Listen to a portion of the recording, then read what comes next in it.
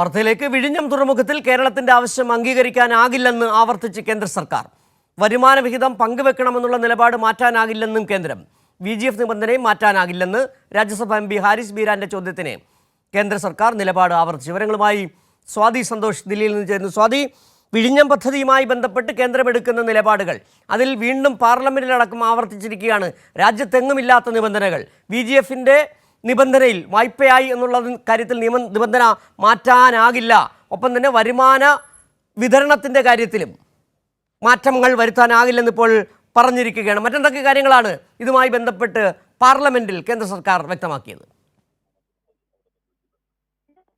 തുറമുഖത്തിന്റെ കേരളത്തെ അംഗീകരിക്കാനാവില്ലെന്നുള്ള ആവർത്തിച്ചിട്ടുള്ള മറുപടിയാണ് വീണ്ടും കേന്ദ്ര സർക്കാർ പാർലമെന്റിലും നൽകിയിട്ടുള്ളത്.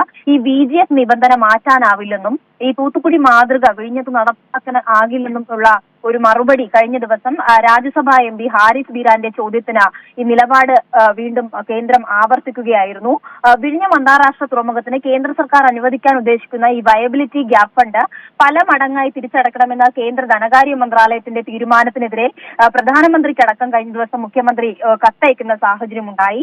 ഈ VGF ഗ്രാന്റിന്റെ കാര്യത്തിൽ സ്വീകരിക്കുന്ന ഒരു പൊതുനയത്തിൽ കേരളത്തോട് മാത്രം ഒരു അവഗണന തുടരുന്നത് അംഗീകരിക്കാനാകില്ല എന്നും അതുകൊണ്ട് തന്നെ ഇത് വായ്പയായി കണക്കാക്കരുതും എന്നടക്കമുള്ള കാര്യങ്ങളാണ് കഴിഞ്ഞ ദിവസം മുഖ്യമന്ത്രി അടക്കം ചൂണ്ടിക്കാണിച്ചത്. എന്നാൽ വീണ്ടും ഈ വിഷയത്തിൽ ഒരു കടുത്ത നിലപാടിലേക്ക് കേന്ദ്രം പോവുകയാണ്. ഈ നിലപാട്, കേന്ദ്രത്തിന്റെ നിലപാട് ഒരിക്കലും അംഗീകരിക്കാൻ കഴിയില്ല എന്നുള്ള പ്രതിഷേധങ്ങളൊക്കെ തന്നെയും വിവിധ കോണുകളിൽ നിന്ന് ഉയരുന്നുണ്ട്.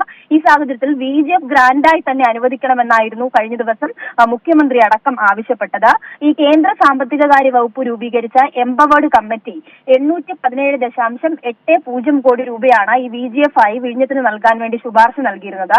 എന്നാൽ ഈ തുക ലഭിക്കണമെങ്കിൽ VGF കേരള സർക്കാർ നെറ്റ് പ്രസന്റ് മൂല്യം അടിസ്ഥാനമാക്കിക്കൊണ്ട് തിരിച്ചടയ്ക്കണമെന്ന നിബന്ധനയാണ് കേന്ദ്രം മുന്നോട്ട് വെച്ചിട്ടുണ്ടായിരുന്നത്. അതുകൊണ്ട് തന്നെ ഈ VGF ആയി കേന്ദ്രം നൽകുന്ന 817.80 കോടി രൂപയ്ക്ക് പകരം കേരളം വീണ്ടും ഒരു 12,000 കോടി രൂപയായി തിരിച്ചടക്കേണ്ടി വരും എന്നുള്ളതാണ്. അത് കേരളത്തെ സംബന്ധിച്ച് വലിയ ബാധ്യതയായി തന്നെ മുന്നോട്ട് നിൽക്കുന്ന ഒരു കാര്യമാണ്. അതുകൊണ്ടാണ് നിരന്തരമായി ഈ വിഷയത്തിൽ VGF വിഭാവനം ചെയ്തിരിക്കുന്ന മാനദണ്ഡം അനുസരിച്ച് അത് ഒറ്റത്തവണ ഗ്രാന്റായി നൽകുന്നതാണ്.